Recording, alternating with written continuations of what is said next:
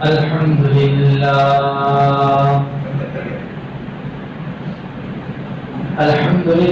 نحمده ونستعينه ونستغفره ونؤمن به ونتوكل عليه ونعوذ بالله من شرور أنفسنا ومن سيئات أعمالنا من يهده الله فلا مضل له ومن يضلله فلا هادي له ونشهد أن لا إله إلا الله وحده لا شريك له ونشهد أن سيدنا وسندنا ومولانا محمدا عبده ورسوله صلى الله تبارك وتعالى عليه وعلى آله وأصحابه وبارك وسلم تسليما كثيرا أما بعد. تمام تعریفیں رب کائنات کے لیے جس نے سرکار عالم کو وجود بخشا. درود و سلام جناب نبی کریم صلی اللہ علیہ وسلم پر جنہوں نے اس دنیا میں آ کر حق کا بول بالا کیا. سامعین محترم، اللہ رب العزت نے انسان کے باطن کے اندر کچھ صفات رکھی ہیں جو انسان کے باطن کے اندر صفات ہیں، کچھ اچھی ہوتی ہیں اور کچھ بری ہوتی ہیں.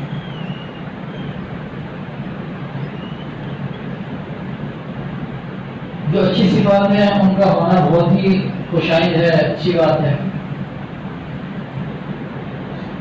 لیکن جو باطن کے اندر صفات نہیں ہیں اور کچھ برائیاں ہیں اس کی جگہ کے اوپر، ان کی اصلاح بھی بہت ضروری ہے. جو باطن کے اندر صفات ہیں ان کو اخلاق حسنہ کہا جاتا ہے، اور جو باطن کے اندر کمی کوتاہی ہے اور برائی ہے اس کو رذیل رذائل یہ کہا جاتا ہے. اخلاق رذیلہ یا اخلاق رذائل برے اخلاق، تو ان کا تعلق انسان کے باطن کے ساتھ ہوتا ہے.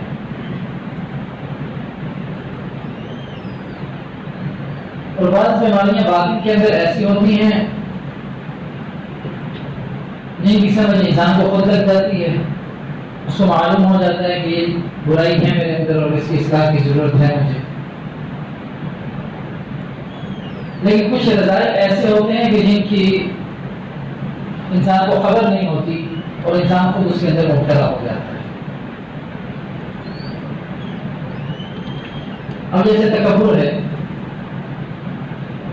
کبھی بھی تکبر کرنے والا شخص یہ نہیں کہے گا کہ میرے اندر یہ بیماری ہے میں تکبر کرتا ہوں. یہاں تک کہ اگر کوئی اسے بتا دے کہ آپ متکبر ہیں، آپ تکبر کرتے ہیں، آپ کے اندر تکبر کی بیماری موجود ہے، وہ صاف انکار کر دے گا. وہ کہے گا نہیں، تکبر میں نہیں کرتا، میرے اندر تکبر کی بیماری نہیں ہے. تو بہت ساری صفات ایسے جن کا پتہ چل جاتا ہے انسان کو کہ میرے اندر یہ اچھی صفت ہے یا یہ میرے اندر بری صفت ہے. اس کا پتہ چلتا ہے اور بعض کا نہیں پتہ چلتا، جیسے تکبر ہے اس کا نہیں پتہ چلتا. ہاں غصہ ہے، ایک انسان کو غصہ بہت زیادہ آتا ہے. اسے اگر یہ کہا جائے کہ آپ کو غصہ بہت زیادہ آتا ہے، حد سے تجاوز کر جاتا ہے تو غصہ، تو مان جائے گا کہ ہاں مجھے غصہ زیادہ آتا ہے.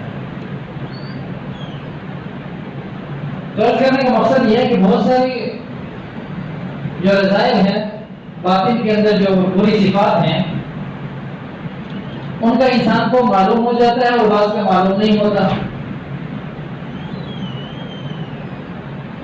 تو جن کا تو معلوم ہو جاتا ہے ان کی اصلاح کرنا انسان کے لیے ذرا آسان ہو جاتا ہے. کہ میں نے اس کی اصلاح کرنی ہے، اس کو ٹھیک کرنا ہے، اس بیماری سے اپنے آپ کو بچانا ہے.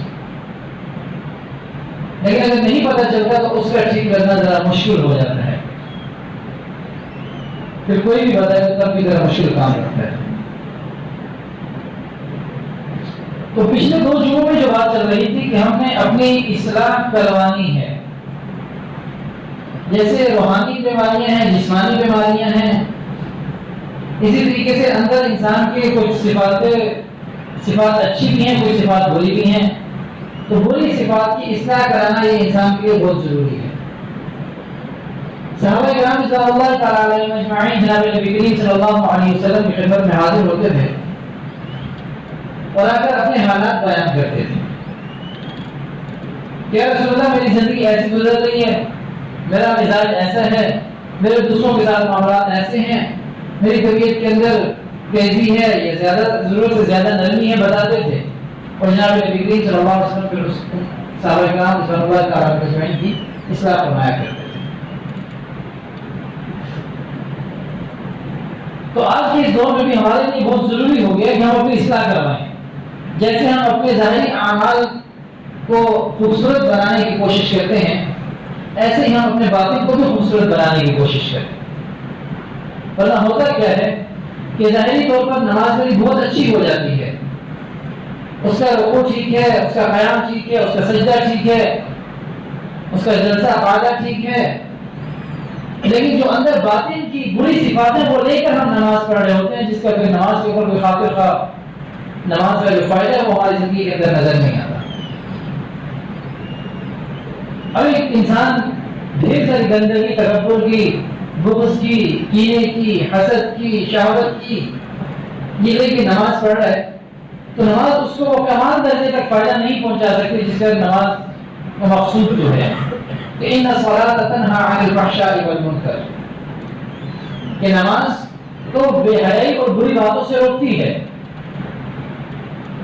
اب انسان مسجد میں نماز پڑھتا ہے، نماز پڑھ کے مسجد سے نکلا تو باہر کوئی عورت نظر آئی، اس کو بھی دیکھ رہا ہے، باہر نکل کے کوئی معاملہ کرنے لگا، اس میں بھی جھوٹ بول رہا ہے، کوئی میوزک لگا ہوا ہے، موسیقی چل رہی ہے، اس پہ بھی اس کی توجہ زبردست طریقے سے جا رہی ہے، کسی کو دھوکہ دینا ہے اس کے بھی بڑا زبردست تیار ہے، لیکن نماز پڑھ رہا ہے. تو اس کی بنیادی ایک وجہ یہ بھی ہے، اور جہاں بہت ساری وجوہات میں ایک وجہ یہ بھی ہے کہ باطن کے اندر اتنی ساری گندگی لے کے جو ہم کھڑے ہوئے تھے، نماز میں ہمیں وہ کمال فائدہ نہیں پہنچایا جو اس کو پہنچانا چاہیے تھا. اب اس میں غلطی نماز کی نہیں ہے، غلطی ہماری اپنی ہے. یہ بات پہلے بھی میں عرض کر چکا ہوں، یہ مثال پہلے بھی دی تھی کہ جیسے اس حال کے اندر اگر اے سی لگا ہوا ہے تو ضروری ہے کہ تمام دروازے کھڑکیاں بند ہونے چاہیے تو وہ اپنا اثر دکھائے گا. لیکن ہم اے سی بھی لگا دیں اور اس کے بعد پھر کھڑکیاں دروازے بھی کھول دیں اور ہم یہ کہ اے سی نے حال کو ٹھنڈا نہیں کیا، تو اس میں غلطی اے سی کی نہیں، غلطی ہماری ہے کہ ہم نے اس کو چلانے کے جو اس کے فائدے و ضوابط تھے اور جو طریقہ کار تھا اس کو ہم نے اس کی پیروی نہیں کی. اسی طریقے سے ایک بالٹی ہے اور بالٹی کے اندر بہت سارے سوراخ ہیں اور اس بالٹی کو بھرنے کی کوشش کریں، وہ بالٹی بھری نہیں جا رہی، پانی تو اس کے اندر جا رہا ہے لیکن اتنے سوراخ اس بالٹی کے اندر کہ وہ دائیں بائیں سے سارا پانی گر رہا ہے.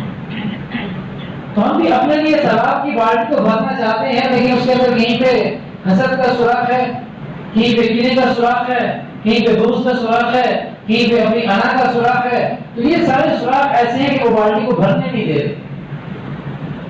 عبادات چل رہی ہیں، ذکر اذکار چل رہا ہے، تلاوت چل رہی ہے، تسبیحات چل رہی ہیں، صدقہ خیرات چل رہا ہے، سب کچھ چل رہا ہے، اس بالٹی کے اندر سب کچھ جا رہا ہے، لیکن بالٹی بھری اس لیے نہیں جا رہی کہ اس کے اندر بہت سارے اور سوراخ موجود ہیں، وہ سوراخ اس بالٹی کو بھرنے نہیں دے رہے. ان سوراخوں کو بند کرنے کی ضرورت ہے اور ان سوراخوں کو بند کرنے کے لیے پہلے بھی بتایا تھا کہ وہ عزت کی ہیں، تزکیہ، جہاں کار نبوت کے اور بہت سارے ذمہ داریاں اللہ رب العزت نے بیان کی، وہاں پہ یہ بھی بیان کی کہ وہ عزت کی ہیں. نبی کریم صلی اللہ علیہ وسلم ان کا تزکیہ کیجیے، ان کے اندر سے صفائی کیجیے، اور یہ اندر کی صفائی یہ وہی بری صفات ہے کہ جن سے ہم نے اپنے آپ کو بچانا ہے. اب غصہ ہے ایک فطرتی صفت ہے، غصہ ہونا کہ غصے کا آنا یہ فطرتی چیز ہے، فطرت کے اندر اللہ نے غصہ رکھا ہے۔ اب ایک انسان سے بہت زیادہ غصہ آتا ہے، بات بات پہ غصہ کرتے ہیں، کوئی اس کو ملنے کے لیے آ جائے تو اس کو بھی ڈانٹ پلا دیتا ہے، کوئی نہیں آ رہا اس کو بھی گلا کر رہا ہے، اس سے بھی غصہ کر رہا ہے۔ جو مہمان آ جائے اس کو غصہ نہیں کیا جاتا، اس کو بٹھایا جاتا ہے، بٹھا کے پھر اس کی خاطر مدارت کی جاتی ہے، اس کی عزت کی جاتی ہے، اس کا تکریم اور اکرام کیا جاتا ہے کہ ہمارا مہمان آیا ہے۔ اب اگر یہاں پہ بھی انسان غصہ کرے تو اس کا مطلب ہے اس کا غصہ حد سے تجاوز کر گیا، یہ ضرورت سے زیادہ غصہ کرتا ہے، اور ایک انسان اس کو غصہ ہی نہیں آتا، اب اس کا نقصان اسے کیا ہوگا؟ کہ انسان اسے نقصان پہنچانے کی کوشش کر رہا ہے، اسے بالکل غصہ نہیں آ رہا، اس کی بیوی بچوں کو نقصان پہنچانے کی کوشش کر رہا ہے، اس کو بالکل غصہ نہیں آ رہا، یہاں تک کہ وہ اپنا دفاع بھی نہیں کر رہا، اس کے سامنے کوئی اس کا ایسا وقارے کو بھی گالی گلوچ کر رہا ہے اور اس کو برا بھلا کہہ رہا ہے، جو کچھ بھی کر رہا ہے، اور یہ بالکل ٹھنڈے کو دماغ سے سن رہا ہے، لوگ کہتے ہیں ماشاءاللہ اس کے اخلاق بڑے اچھے ہیں، یہ کڑوی سے کبھی بات بھی سن لیتے ہیں۔ یہاں تک کہ یہ جو غصہ اللہ نے رکھا ہے کم از کم اتنا تو ہونا چاہیے کہ انسان اپنا دفاع کر سکے۔ یہاں پہ ہم آ کے جو انسان ان صفات کو حد سے گرا دیتا ہے، حد سے بھی گرا دیتا ہے، وہ بھی نقصان دہ ہے، اور جو ان صفات کو حد سے زیادہ چڑھا دیتا ہے وہ بھی نقصان دہ ہے۔ اب اس کو اعتدال کے اوپر رکھنا، اس غصے کو اعتدال کے اوپر رکھنا یہ بہت ضروری ہے۔ بعض لوگ کہتے ہیں جی ہم ضابطے کے بڑے پابند ہیں، تو ہم نے ایک ضابطہ بنا لیا، ہم اس کے تحت چلیں گے، اب وہ کم ہے یا زیادہ ہے، ہم نے ضابطے کے تحت چلنا ہے۔ تو حضرت مفتی شفیع صاحب رحمۃ اللہ علیہ نے ایک واقعہ لکھا ہے جس کو مفتی تقی عثمانی صاحب حافظہ اللہ نے بیان کیا۔ کہتے ہیں ایک صاحب نے ضابطے کے بڑے پابند تھے، انہوں نے اپنے لیے ایک ضابطہ بنا لیا تھا کہ اتنے بجے اٹھنا ہے، اتنے بجے سونا ہے، اتنے بجے کھانا ہے، اتنے بجے فلاں کام کرنا ہے، اتنے بجے فلاں کام کرنا ہے، اور جو بھی کام کرتے کہتے تھے میں ضابطے میں یہ کام کر رہا ہوں، اور بعض اوقات وہ کام نہ بھی کر رہے ہوتے تو کہتے ہیں میں ضابطے کا پابند ہوں، ضابطے میں یہی کام کر رہا ہوں۔ جیسے فرض کریں صبح میں 6 بجے اٹھنا ہے اور ضابطے کے اندر یہ ہے کہ 6 بجے میں جاگ جاؤں گا، اب اگر ان کی آنکھ 5 بجے بھی کھل جاتی تو پھر بھی لیٹے رہتے، اور اگر لوگوں سے کوئی بات کرتے ہیں کہتے کہتے ضابطے میں اس وقت ہم سو رہے ہیں، ہمارا ضابطہ ہے کہ ہم 6 بجے اٹھتے ہیں لہٰذا ضابطے میں ہم سو رہے ہیں۔ تو لکھا کہ اسی طرح ایسا ہوا کہ حضرت کی آنکھ کھل گئی 5 بجے، 6 بجے ان کا ٹائم تھا اٹھنے کا، وقت جو مقرر کیا وہ 6 بجے کرنا، 5 بجے آنکھ کھل گئی لیٹے ہوئے۔ اب ایسا ہوا کہ ایک بندر ان کے گھر کے اندر داخل ہو گیا اور آ کے ان کے کپڑے اٹھا کے لے گیا۔ اب وہ دیکھ رہے ہیں، تھوڑی دیر گزری پھر آیا، آگے کھانا لے گیا، پھر آیا، پھر کچھ اور سامان لے گیا۔ اب یہ لیٹے اس کو دیکھ رہے ہیں کیونکہ ضابطے میں یہ سو رہے ہیں۔ اب کیا ہوا کہ جب جیسے ہی 6 بجے نا تو ایک دم ہڑبڑا کے اٹھے اور شور شروع کر دے، اتنے لوگ سب کہاں گئے، سب بھاگ گئے، کیا ہوا؟ سارے وہ بندر میرے ساری چیزیں اٹھا کے لے گئے یہاں سے۔ تو لوگوں نے پوچھا آپ کو کیسے پتا چلا بندر اٹھا کے لے گیا؟ آپ دیکھ رہے تھے اس کو؟ میں کہا میں دیکھ رہا تھا، بالکل دیکھ رہا تھا، اور میری آنکھوں کے سامنے اٹھا کے لے گیا۔ تو لوگوں نے کہا کہ آپ کی آنکھوں کے سامنے اٹھا کے لے گیا تو آپ اس کو روکا کیوں نہیں؟ تو نے کہا حقیقت یہ ہے کہ ضابطے میں تو ہم سو رہے تھے، اگرچہ ہم اس کو دیکھ رہے تھے لیکن ضابطے میں ہم سو رہے تھے۔